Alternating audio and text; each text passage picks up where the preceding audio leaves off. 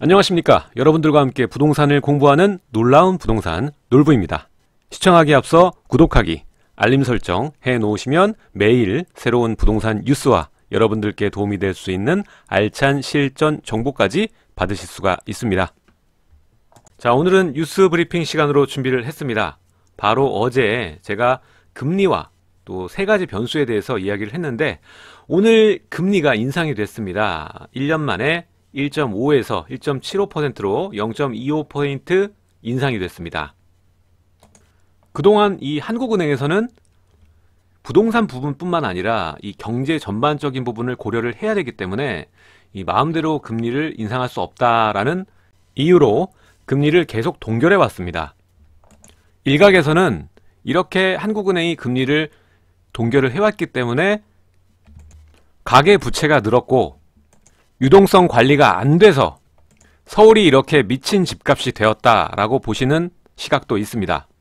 물론 이러한 의견들이 틀렸다라고 보긴 어렵습니다. 하지만 이 금리라는 것이 한 국가의 이 경제 템포를 조절하는 굉장히 중요한 수단이기 때문에 이 부동산 시장 하나만 보고 금리를 내렸다 올렸다 하긴 굉장히 무리가 있다는 거죠. 특히나 이번 정부 들어서 최대 이슈가 뭡니까?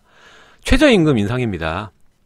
이것과 금리 인상에 관한 부분은 서로 이 상충되는 부분이 있기 때문에 부동산을 잡겠다고 쭉쭉 올려대면 뭐 3% 4% 이렇게 올렸다고 칩시다. 그렇게 되면 생산 단가가 엄청나게 올라갑니다. 즉 스태그플레이션 상황에 빠지게 될 수 있다는 것이죠. 일단은 뭐 스태그플레이션에 대해서 모르시는 분들이 있을 것 같아서 이 단어는, 우리 인플레이션은 들어보셨죠? 이 경기 침체가 스태그네이션이라고 합니다. 거기에 인플레이션, 이 두 단어가 합쳐진 게 바로 스태그플레이션이죠. 그러니까 굉장히 안 좋은 상황입니다. 이 경제 전반적인 모든 상황이 침체되어 있는데도 불구하고 지속적으로 물가는 상승되는 상태죠. 그러니까 저성장 고물가가 이 스태그플레이션입니다. 이러한 이 스태그플레이션 상황에서 가장 문제가 되는 게 뭐냐면 바로 양극화입니다. 금리를 올리게 되면은 양극화가 굉장히 심해질 수 있다는 것이죠.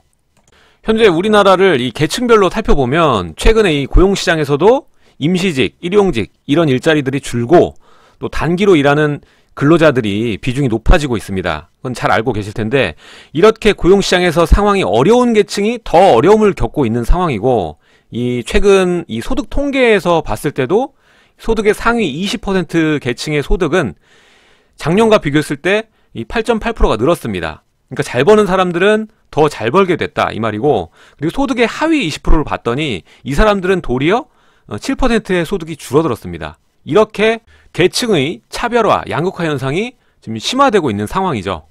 자, 이런 상황에서 금리가 올라가게 된다면 우리가 대출을 누가 더 많이 받습니까? 상위 계층이 많이 받을까요? 소득 하위 계층이 많이 받을까요? 당연히 하위 계층이 더 많이 받겠죠. 그리고 도리어 이 상위 계층은 뭐 예금이라던가 금융자산이 또 많이 있지 않습니까? 오히려 이 상위 계층은 이자 수익이 늘어나겠죠. 하지만 반면에 이 부채 상환 능력이 약한 이 하위 계층들, 그리고 소득이 좀 작은 분들, 게다가 요즘에 대출 잘 안 나오지 않습니까? 그래서 이 3금융, 4금융에서 돈 끌어다 쓰신 분들, 변동금리 대출 비중 높은 대출을 늘리신 분들이 금리가 야금야금 올라갈 때마다 영향을 바로 빠르게 받을 가능성이 높습니다. 이 국가 경제 전체적으로 보면요, 가계가 내는 이 금융비용 이자 부담이 당연히 늘어나게 되겠죠. 금리가 올라가면. 그러면 이제 실제로 본인들이 쓸 수 있는 가처분 소득이 줄어들게 될 수밖에 없고, 이게 이제 전체, 국가 전체 구조상 우리나라 경제 안에서 내수 소비가 줄어들고, 그리고 자영업자 경기가 직접적인 타격을 받을 수 있는 이 큰 요인이 될 수 있을 것으로 보여집니다. 자, 그럼 부동산은 어떨까요? 부동산도, 이 주택시장도 이 양극화가 심화될 것이라고 생각이 됩니다. 일단은 전략 자체를 보수적으로 짜야 되는 건 맞습니다. 뭐 금리가 올라감에 따라서 이 주택시장도 위축이 불가피합니다. 이번 정부 들어서 일단 대출 한도가 줄었죠. 게다가 이 상환 이자 부담도 커지고 있기 때문에 이 부동산 시장의 과잉 유동자금이 좀 줄어들 수가 있고요. 금리가 올라가니까. 그리고 이 거래량하고 뭐 오르고 내리는 이 가격 움직임이 정체될 확률이 굉장히 높습니다. 일단 이러한 상황에서 서울은 아직 여전히 이 똘똘한 한치 수요가 살아있는 상황이고, 그리고 양도세 중과 그리고 임대사업자 전환 뭐 이런 것들로 인해서 매물잠김 현상도 지속되는 상황이고, 그리고 가계대출 현황을 봤을 때도 이 상환 자체가 아직은 비교적 원활하게 이루어지고 있는 상황이기 때문에 이 서울권이 급격하게 뭐 시장 위축이 되고 하락하고 폭락한다, 이 정도의 충격은 오지 않을 것이라고 생각이 됩니다. 다만 미분양이 많이 쌓인 수도권 일부 지역하고 지방의 이 주택시장은 워낙에 이 매도 물량도 많이 쌓여있는 상황이고, 그리고 대출도 지방은 아직까지 많이 받을 수가 있죠. 그렇기 때문에 이 복수대출자, 그리고 이 변동금리 3금융, 4금융 이렇게 대출 받으신 분들이 크게 이 힘들어질 가능성이 높습니다. 게다가 이 심리적 위축 상태가 지속될 거기 때문에 쌓여있는 물량 자체도 매가의 하락 없이는 해소되기 힘든 국면으로 가고 있는 거죠. 그래서 부동산도 양극화가 심해질 것이다. 서울과 일부 수도권 지방과의 양극화가 더 벌어지게 될 것이다 라고 생각이 됩니다. 앞으로도 이 정부의 수요 억제책이 계속 지속될 거기 때문에 매수를 고려하는 분들은 보수적인 접근이 필요하다고 생각이 됩니다. 일단은 이 안 떨어질 곳으로 들어가시는 게 좋고, 투자자는 관망을, 실수요자는 보수적인 접근이 필요하겠습니다. 이 보수적인 접근이란 일단 대출을 좀 덜 받으시고, 그리고 받는 대출을 고정금리로 고려를 해보시라는 거죠. 자, 그럼 뉴스 한번 살펴보겠습니다. 이번 금리 조정으로 정부의 이딴 규제로 관망세로 돌아선 부동산 시장의 충격은 더욱더 커지고 깊어질 전망이다. 금리 상승에 따른 늘어난 이자 부담은 대출을 통해서 내 집 마련을 고려하던 투자자 수요를 위축시킬 것으로 보인다. 특히 금리 민감도가 높은 이 재건축 등의 투자용 부동산의 가격 하방 요인으로 작용할 것으로 예상이 된다. 기준금리 인상은 곧 국내 시중금리와 대출금리 상승으로 이어지기 때문에 시장 위축으로 작용한다. 금융비용 상승으로 인해서 이 투자 수익률은 당연히 하락으로 나타날 것이다. 이렇게 전망을 하고 있습니다. 당연히 이 서울도 타격이 미미할 것이라고 생각은 되지만, 이 많은 비용이 들어가는, 많은 금융 비용이 들어가는 이 재건축 같은 경우에는 타격이 없을래야 없을 수가 없을 것입니다. 뿐만 아니라 이 투자 수요가 많이 흡수가 된 이 고가의 부동산들, 많이 오른 친구들은 이번 조정의 금리 인상의 영향을 좀 받을 수밖에 없고, 다만 이 실거주가 강한 지역들, 안 떨어질 지역을 찾으라고 제가 늘 말씀을 드렸는데, 이런 지역들은 금리 인상의 타격을 크게 받지는 않을 것이다 라는 생각이 듭니다. 어차피 내년 1, 2월 되면 실수요자들은 움직일 수밖에 없습니다. 거래가 어느 정도 터질 수밖에 없다, 이렇게 저는 생각을 합니다. 자, 이번 정부 들어서 투기과열지구 투기지역은 LTV, DTI 비율이 40%로 낮아졌다. 여기에 금리 인상에 따른 상환이자 부담이 높아지면 주택시장 거래량과 가격 움직임이 둔화될 확률이 높다. 이거는 아까 했던 말이고, 특히 양극화로 대변되는 국내 부동산 시장의 현상은 더욱더 심화될 전망이다. 현재 공급 과잉에 시달리는 수도권 일부 지역과 지방 주택시장에 미칠 파장이 클 것이라고 예상된다. 오늘 뉴스 살펴보면 다 똑같은 내용입니다. 양극화. 금리가 올라가면 양극화라고 보시면 됩니다. 그리고 이 분양시장 역시 인기가 높은 일부 지역에만 이 쏠림 현상이 더 커질 가능성이 높다. 이 수요자가 여전히 높은 서울은 가격 하방 경직성이 두텁기 때문이다.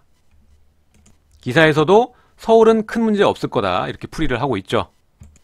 똘똘한 한 채 수요와 임대사업자 전환 등의 매물잠기 현상이 나타나고 있다. 서울 등 일부를 제외하고 금리 인상 타격이 다소 미약할 전망이라고 진단을 했고, 반면 이 은행권과 수요자들은 금리 인상을 인식하고 있어서 이미 금리가 올라갈 거를 알고 있었다는 거죠.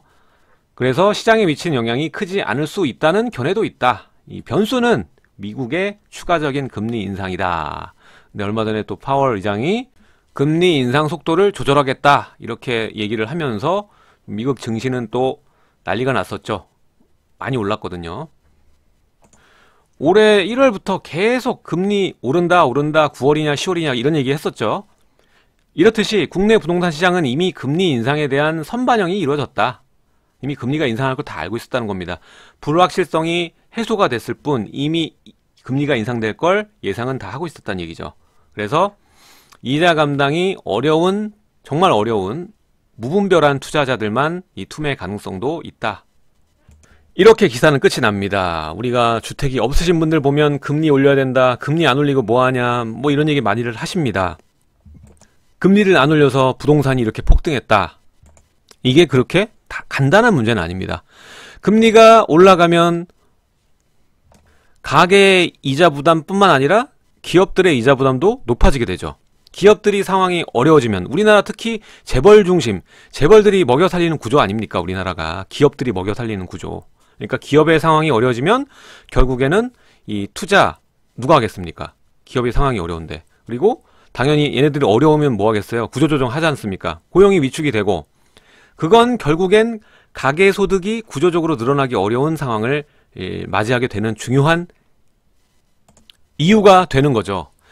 그런 면에서 우리가 금리를 올렸을 때 이 가계부채 증가를 얼마나 막을 수가 있는가, 금리 올렸다고 해서 가계부채를 얼마나 막을 수가 있는가, 또 주택 가격이 급등하는 걸 어떻게 또 막을 수가 있는가, 이런 것도 중요하겠지만, 사실은 이 금리 정책이라는 것은 투자, 그리고 소비, 환율까지 넘어가야 됩니다. 이런 전반적인 경제 상황에 다 영향을 미치는 하나의 변수입니다.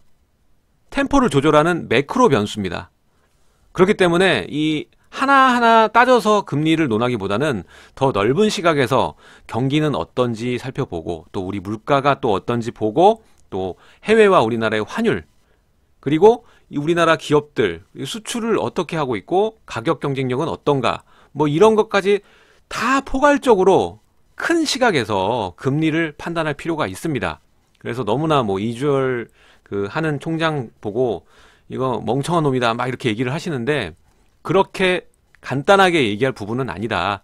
많은 고민이 있었을 것이다 저는 생각이 됩니다. 뭐 지지하는 것도 아니고요, 지지 안 하는 것도 아닙니다. 근데 이 부동산 뉴스들 보면 너무 한심하게 이야기하는 게 많아요. 뭐 금리를 안 올려서 이렇다고 이렇게 몰아가는 시각 자체가 정말 언론이 우리나라는 너무 후진국이다, 뭐 이런 생각을 하게 됩니다. 아무튼 오늘 금리 인상에 관해서 이야기를 했습니다. 11월 30일 드디어 1년 만에 금리가 0.25%포인트 올라갔죠. 앞으로가 더 중요하다고 생각이 됩니다.